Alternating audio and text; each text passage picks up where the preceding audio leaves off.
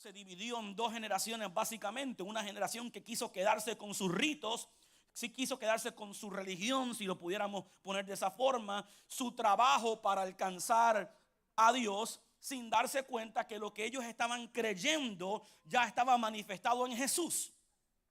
Y ellos no quisieron aceptar a Jesús porque quizás algunos de ellos no pensaron que Jesús, en la representación de quien Jesús era, como que no llenaba la expectativa de lo que por años y por generaciones se le había enseñado a ellos que debía ser el Mesías. Por eso el libro de Juan dice: a los suyos vino. ¿Quiénes eran los suyos? Los hebreos, los judíos. A los suyos vino, mas los suyos no que no le recibieron. Pero a los que le recibieron, a eso les dio que potestad, autoridad de ser llamados hijos de Dios. ¿A quién Dios le da la autoridad de recibir el llamado? A los que, a los que le reciben. A los suyos vino. Este es el plan. Esto es lo que estábamos esperando. Esto es lo que profetizó Isaías. Esto fue lo que se ha dicho. Este es el mover del Espíritu Santo en su vida. A los suyos vino, le planteó el plan, no lo recibieron.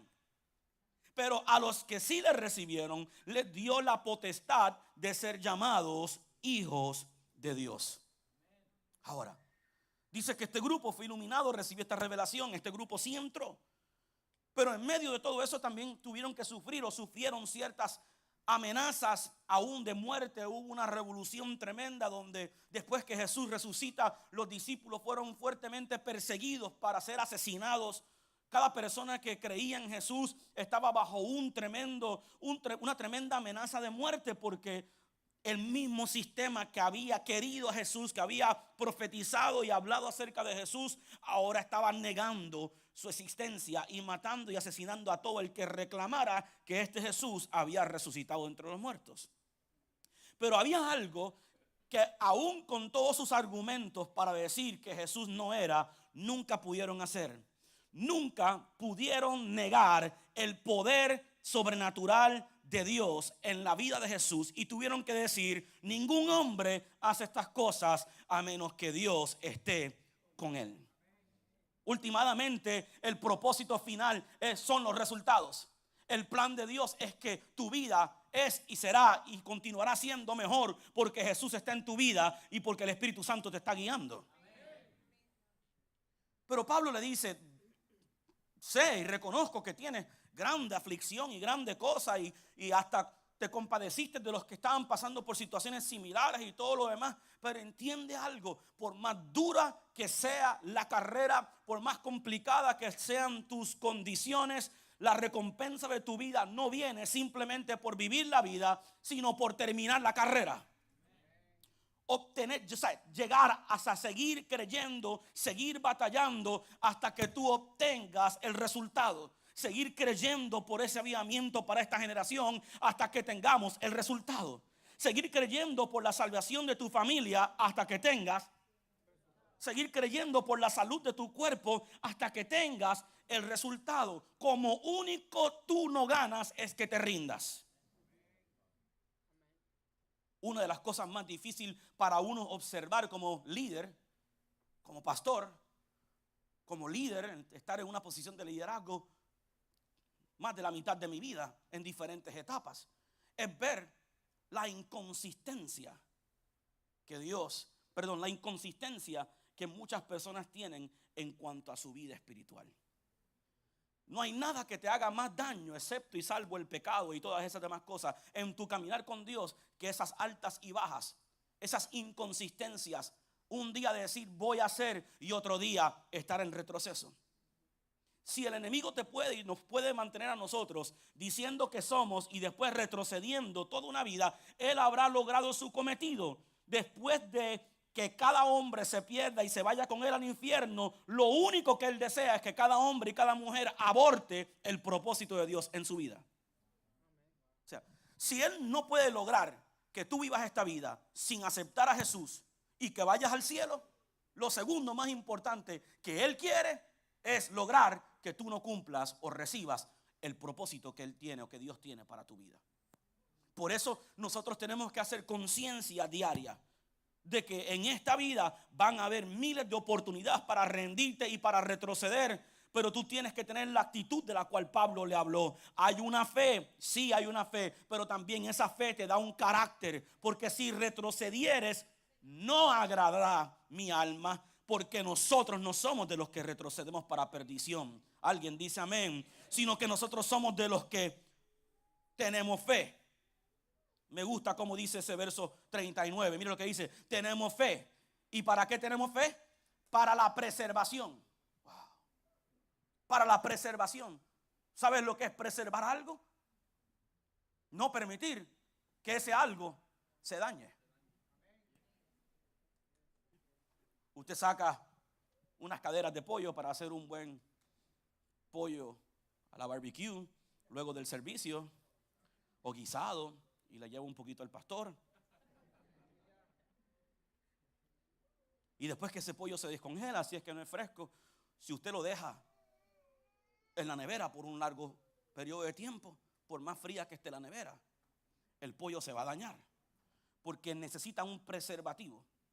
¿Okay? Por eso la Biblia dice: nosotros somos la sal. Porque la sal no solamente da gusto, a nadie le gusta comerse algo soso. Ese es uno de los propósitos. Mira a la persona que está a tu lado y dile: oye, usa sal. No cometas ese crimen de servir una comida sosa. A mí me gusta el pique, pero cuando usted ve que yo estoy usando mucho, es porque algo está pasando en la comida. Anyway, es un punto aparte. No, ketchup no, eso es del diablo.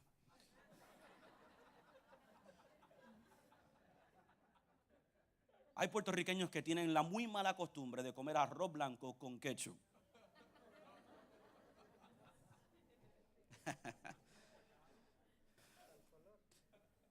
¿Por dónde iba? La sal. La sal no solamente da sabor, la sal preserva. Porque hay elementos externos que están diseñados para que algo se dañe de adentro hacia afuera. Y lo que sucede cuando algo se está dañando, especialmente cuando hablamos de comida o cuando hablamos de una fruta o hablamos de algo, es que muchas veces por fuera se ve muy bien. Yo recuerdo que al frente de mi casa había un palo de guayaba, un árbol de guayaba. Y a nosotros nos gustaba, primero, trepar el árbol y segundo, sacar el fruto del árbol. Pero sucedía que uno tenía que aprender, porque la guayaba es una fruta muy interesante, y es que atrae mucho los gusanos.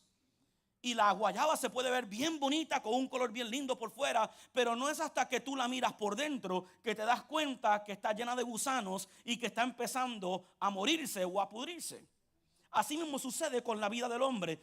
Por fuera todo se puede ver que está bien, pero por dentro empieza a corroerse, empieza a pudrirse, empieza a dañarse. Entonces, ¿qué sucede? Pablo le escribe a los hebreos y le dice: nosotros tenemos fe para preservar, para cuidar, para asegurarte que con las circunstancias de la vida y las situaciones de la vida usted no se dañe. Porque en el momento que tú empiezas a dañarte, empiezas a conformarte con las cosas como están. Y si hay algo que va a impedir tu progreso espiritual, económico, en tu familia, en todas las áreas, es la idea de quedar en un estado de conformismo o en un estado de que, bueno, las cosas siempre han sido así, y no aspirar a más. Pablo le dice a la iglesia: si retrocedemos, no agradaremos al alma del Señor. Pero si tenemos fe, podemos preservar nuestra alma para que eso no pase. Ahora, la fe viene por el oír, y el oír la palabra de Dios. Entendemos que hay una fe que ya viene con el paquete de ser seres creados por el Señor. Hay una medida de fe que Dios le da a todo el mundo, sea cristiano o no sea cristiano. Por eso hay personas que no le sirven a Jesús, pero tienen fe en otras cosas. En una ocasión escuché que alguien hizo hasta una religión del espagueti. ¿Qué hizo ese grupo? Puso fe incorrecta, pero puso fe en algo que no hace sentido, no hace lógica, porque muchas veces la fe no hace lógica. Pero cuando la fe está canalizada a través del Espíritu Santo y viene de la palabra de Dios, aún las cosas que tú no entiendes, eventualmente la fe te las explica. La fe te protege, la fe te guarda, la fe, ¿me entiendes?, se convierte en ese preservativo para que tú no llegues a destruirte o tú no llegues a ese punto de retroceder. El retroceso es similar o comienza con simplemente lo que la Biblia llama en el libro de Santiago el espíritu de doble ánimo. ¿Qué es el doble ánimo? Tener un pensamiento hoy, unas ganas hoy, un deseo hoy y mañana es otro. En muchas ocasiones el doble ánimo es el resultado de falta de carácter. En otras ocasiones el doble ánimo es falta de haber pedido la dirección de Dios y habernos metido en algo que no era el plan de Dios. No hay una demostración más grande del doble ánimo en la vida del ser humano que la que ocurre la primera semana de enero. La primera semana de enero todo el mundo va a reconstruir y arreglar los problemas del mundo en 12 meses. Y hacemos una lista que le llamamos resoluciones. Y voy a hacer esto, este es mi año, ahora sí se encienden todos los motores, se enciende todo el asunto. Y muchas veces lo que proponemos en papel nunca lo cumplimos porque no se propuso primero en nuestro corazón. Antes de tú establecer una meta, antes de tú establecer o trazar un destino, un propósito para tu vida, averigua, número 1, si ese es el plan de Dios para tu vida. Y número 2, que tengas la consistencia y la insistencia para empezar y terminar. Porque nadie es recompensado por comenzar algo. Todo el mundo es recompensado cuando comienzan y terminan. Por eso Santiago dice, el hombre de doble ánimo es que inconstante. Yo declaro en esta mañana que vamos a quebrantar toda inconstancia en tu vida. Se tiene que ir. Uno lo ve, uno lo puede observar y uno ahí llevando, tratando, ¿verdad?, colaborando con Dios para darle una buena palabra espiritual, un buen alimento, una presencia, una unción, una cosa. Pero uno puede ver como que a veces sucede como nos sucede a nosotros con nuestros hijos. Es que uno como que lo habla, lo dice, pero de aquí no pasa. Y aquí no pasa, porque uno lo puede ver en su vida, uno lo puede ver en sus inconsistencias. Y luego la pregunta es, ¿por qué no recibí la promesa del Señor? ¿O por qué esto, aquello no me dio resultado? Sencillo, el hombre de doble ánimo no puede pretender recibir nada de Dios. Santiago lo estableció bien claro. Más importante que tu perfección, de que tú no cometas errores, que esto es tu consistencia. Más importante que tu talento. Tú puedes tener mucho talento para hacer algo en tu trabajo, pero si tú no tienes el carácter y la consistencia en tu trabajo, tú nunca serás promovido. Y a veces tú te preguntas, pero ¿y por qué fulano que sabe menos que yo? ¿En qué área fulano es más consistente? ¿En qué área fulano cumple con sus responsabilidades y hace mucho más allá? Porque a veces es mejor tener menos talento, pero más carácter, más consistencia, que tener mucho talento y estar en constante retroceso. ¿Sabes cuántas personas con talento nunca llegaron?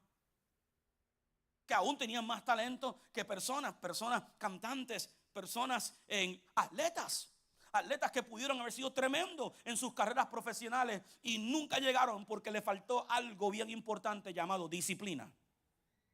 La disciplina es necesaria en todas las áreas de tu vida, tanto la espiritual como la natural. ¿Alguien dice amén?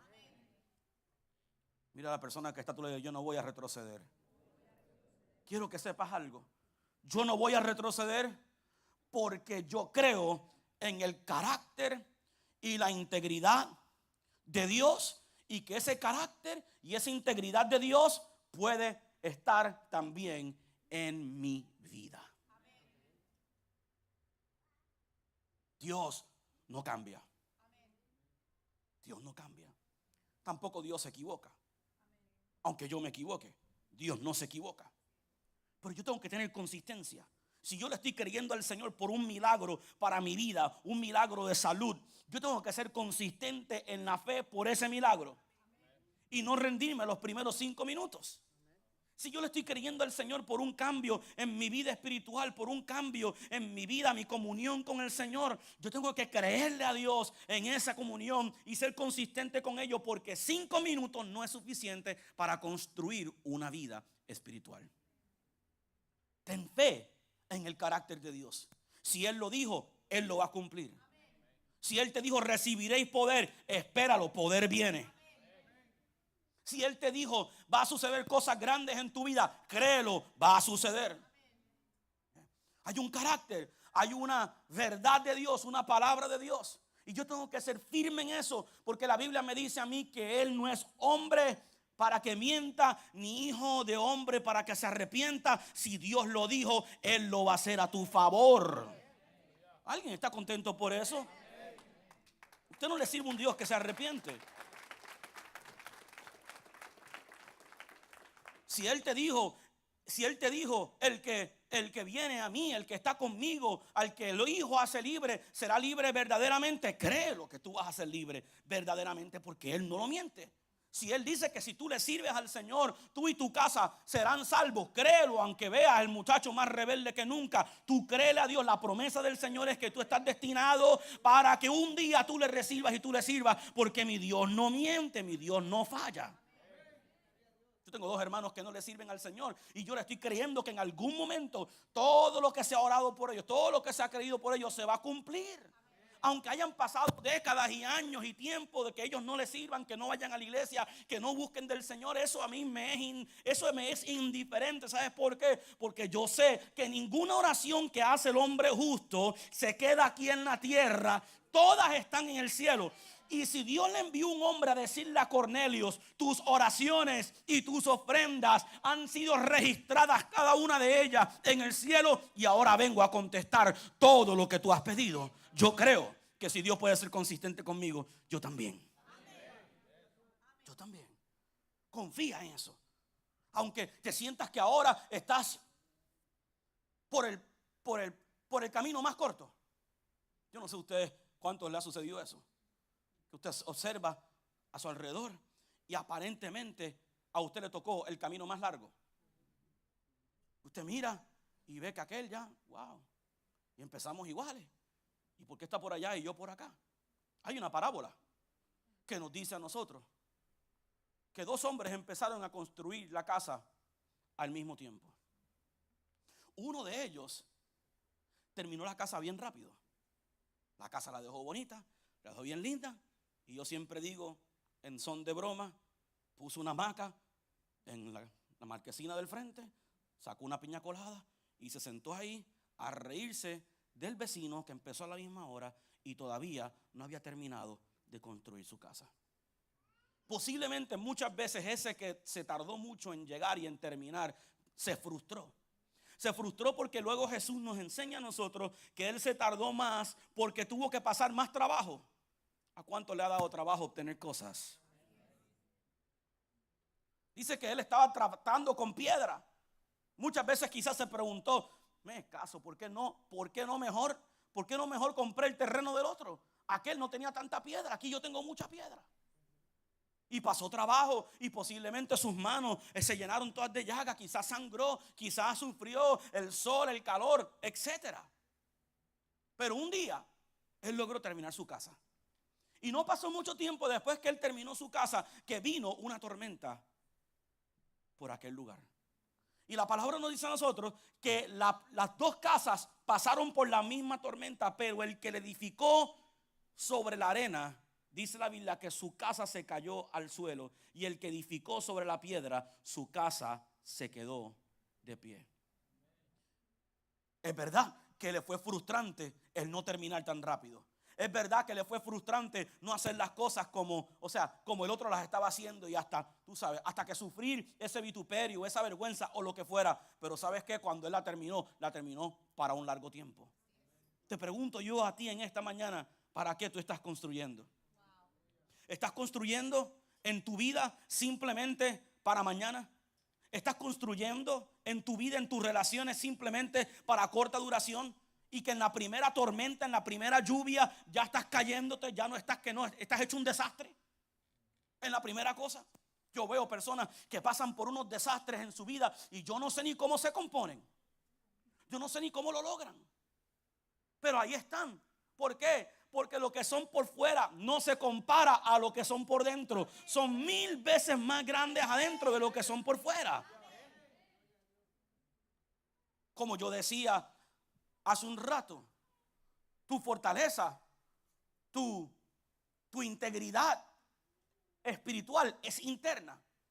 Y esa prosperidad interna, esa bendición interna, esa fuerza de carácter en tu espíritu tiene que ser más fuerte de lo que tú ves por fuera. Porque te puede pasar como la guayaba. Por fuera todo se ve bien, pero por dentro te estás matando, te estás muriendo, por dentro estás pudriéndote, estás lleno de gusanos porque no has crecido a la par.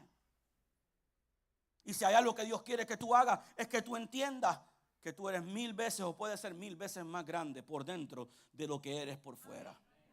Una vez una persona le dijo, inspirada por el Señor, le dijo a Job: Job, hey, aunque tu principio haya sido pequeño, tu final puede ser muy grande. Si encomiendas a Dios tus caminos, si buscas ese poder de lo alto, si buscas esa ayuda del Espíritu Santo, Él lo va a hacer. Él lo va a hacer. ¿Sabes por qué yo no retrocedo? Porque yo tengo una palabra de parte del Señor. Escucha eso bien. ¿Sabes lo que tú necesitas? Una palabra. Una palabra. Hubo un tiempo en mi vida donde tenía mucha promesa. Mucha promesa. Pero yo no veía, olvídese de luz al final del túnel. Yo no veía ni un flashlight prendido. No veía. No lo veía. Y yo tuve que, aún a una temprana edad, conseguir una palabra del Señor. Y esa palabra que el Señor me dio en ese momento, ahora se ha convertido en un estribillo en algunos sitios, no sé. Pero yo siempre decía: espera lo imposible y mira lo invisible.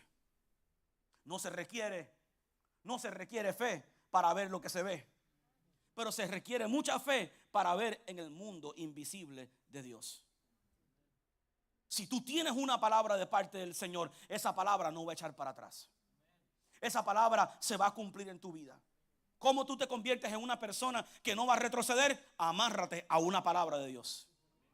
Amárrate a una palabra de Dios. Por sus llagas yo he sido curado.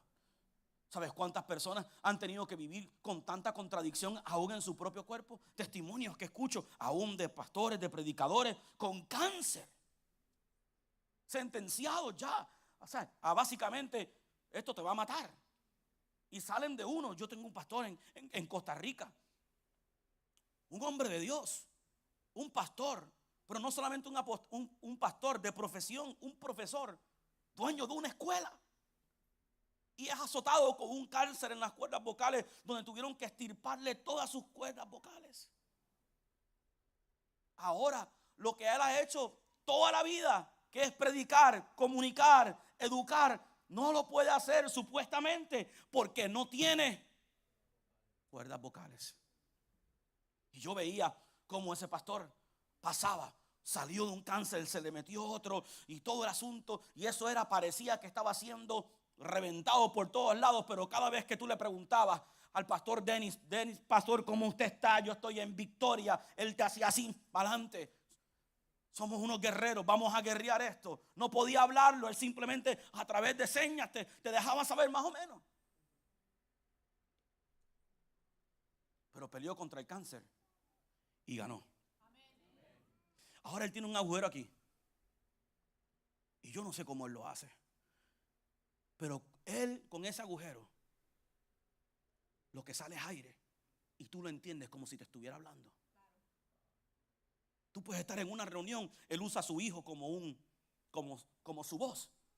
Él predica sin micrófono y su hijo que está sentado al lado de él, parado al lado de él, oye todo perfectamente, y por ahí él repite en el micrófono para que todo el mundo pueda escuchar. Pero si tú estás sentado en las primeras bancas de una iglesia grande como la iglesia de Panamá, tú lo puedes oír a él a la perfección.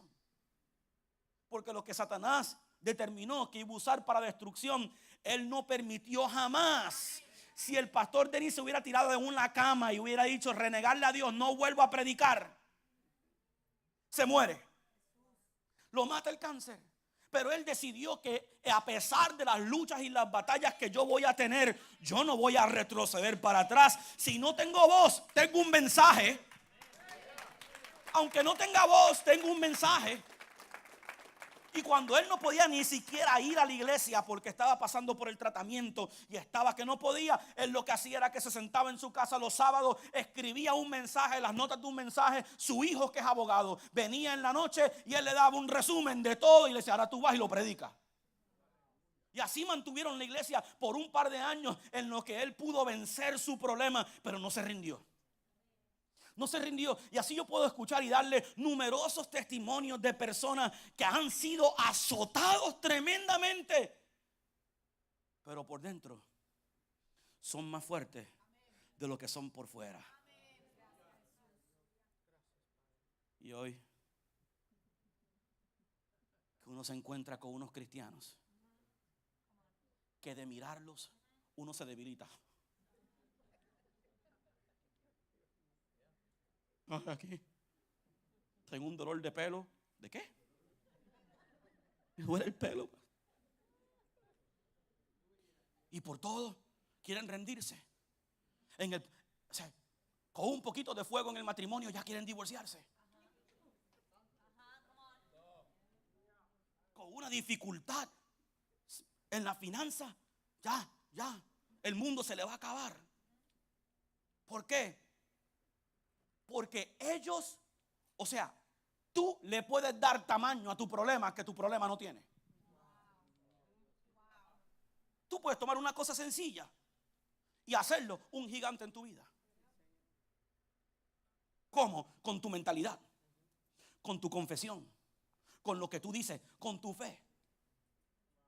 El problema está que muy probablemente el tamaño de su Dios es más pequeño que el de su problema. Pero cuando tú le sirves a un Dios grande y tú sabes que Él es grande, por eso David se pudo parar frente a un gigante sin saber ni cómo pelear y decirle a ese gigante: yo no voy a retroceder aquí, yo voy a creer, yo voy a declarar y yo voy a decir que yo vengo a ti. No en el nombre de David, porque David es muy pequeño. Yo vengo a ti en el nombre de Jehová Dios, el Dios de los ejércitos de Israel. Y mi Dios es más grande que tú. ¿Se acuerda cuando uno era más pequeño y siempre que tenía un problema le quería echar o el hermano mayor o el papá? Y todo empezaba con: mi papá corre más rápido que el tuyo. Y la cosa va escalando, escalando. Y vas creciendo y de repente amenazas. O sea, los hermanos mayores míos pelearon con toda la gente en la escuela. No porque ellos fueron a pelear, sino porque yo les decía a todo el mundo que ellos iban a venir. Porque en la iniciativa del hombre, aún en su pensamiento de niño, piensa que cada vez que tiene una dificultad al frente, necesita recurrir a alguien más grande. Y en lo natural, en esa inocencia, lo hacíamos de esa forma. Por lo menos yo lo hice de esa forma. Pero en lo espiritual tenemos que vivir así. Tenemos que vivir sabiendo que yo le sirvo a un Dios que es muy, muy, muy grande. Y no hay nada que el diablo pueda poner en mi camino. Número uno, que Dios ya no haya vencido en la cruz del Calvario. Y número dos, que Él no me pueda dar la fuerza para yo hacerlo. Y quiero que sepas que ese desafío no tiene que ser simplemente un problema. Puede ser un proyecto en tu trabajo. Puede ser una empresa nueva, una cosa nueva, una carrera nueva que tú quieres incursionar y estás pensando: wow, ¿y cómo yo lo voy a hacer? ¿Cómo yo lo voy a hacer? Yo he oído testimonios de personas que leen una plaza y solicitan para ella sin tener la cualificación. Y de repente, ¡zum!, lo llaman. Le dan la plaza y después se preguntan: rayo, si yo no sé nada de eso, ¿cómo voy a hacer ese trabajo? ¿Cómo voy a hacer? Eso puede ser un desafío. Pero ¿a quién tú le sirves? ¿A quién tú le sirves? Porque ese mismo Dios te puede enseñar a hacerlo. Ese mismo Espíritu Santo que llamamos y que adoramos y que decimos: ven, que tu poder, y le cantamos, y tu gloria, llévate la gloria al trabajo. Porque si te llevas la gloria al trabajo, tus enemigos van a ser menos. Y esa gloria puede llevarte a lugares donde tú no puedes llegar por tu propia cuenta. Métete con la palabra y toma esa palabra y hazla seria. Tienes un desafío en tu cuerpo con una terrible enfermedad, busca la palabra de sanidad. El pastor Parsley dice que cuando él se quedó con ese cáncer en la garganta y el pronóstico no era bueno, y eso fue el segundo cáncer, porque le dio cáncer en otro lugar primero y viene y lo azota con ese cáncer. Y él dice que él se cerró por 3 años con la palabra, 2 horas en la mañana y 2 horas en la noche, confesando todos los versos de sanidad que él pudo encontrar, confesándolo, declarándolo. Cuando no podía hablarlo, los leía en su mente, porque se quedó sin voz por más de 1 año y medio. Pero él lo leyó y lo repitió. ¿Qué hizo él? Cuando no tenía algo en lo natural, lo consiguió primero en lo espiritual. Empieza a hablarle a ese negocio. Aunque todavía no lo tienes, háblale. Si Dios creó el mundo con la confesión de su palabra inicialmente, por alguna razón Dios escoge darnos esa carta del libro de Génesis, de cómo fue creado y cómo Él se manejó todo. Interesante que los primeros libros del libro de Génesis nos dice que a lo que había era vacío y desorden, pero dijo Dios. Dijo Dios. Y yo siempre hago esta referencia porque yo lo encuentro muy interesante. Mi pastor, además de ser pastor, es profesor de español. Y él dice, la manera correcta de haber escrito eso, básicamente es decir, y dijo Dios, y entonces enumerar todo lo que Dios dijo.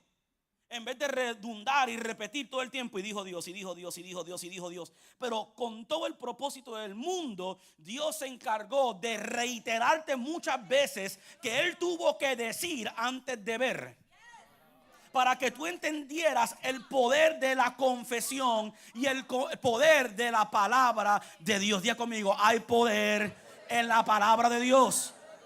Yo no quiero oír a nadie aquí que se está muriendo. Yo no quiero oír a nadie aquí que está enfermo, que estoy pobre, que estoy broke, que estoy yo no sé. Lo que sale de tu boca tiene poder para cumplirse. David dijo, una vez dijo Dios, yo lo he oído 2 veces, que de Él es el poder. Yo entiendo que lo que David estaba diciendo no era una contradicción, era una revelación. Dios me lo dijo una vez y después yo lo repetí. Por lo tanto, cuando Dios lo dijo, recibí fe. Cuando yo lo repetí, recibí fe también. Porque la fe viene por la confesión de la palabra. Jesús le dijo a los discípulos, si tú le dijeres a este monte, quítate y échate a la mar, y no dudarás en tu corazón, lo que digas te será hecho. ¿Sabes por qué mucha gente retrocede? Porque están confesando todo el tiempo que van a retroceder. Esta enfermedad me va a matar. El puertorriqueño, para decir que no tiene dinero, dice estoy pelado. I'm broke. No sé cómo dicen en otros países, pero no les quiero preguntar porque imagínense. Hay muchos países. Y todo el tiempo con esa confesión. Y tú te preguntas, ¿por qué no saco el pie del atolladero? Mira a la persona que está a tu lado y dile, hay poder en tu boca. Solamente graba lo que dices un día.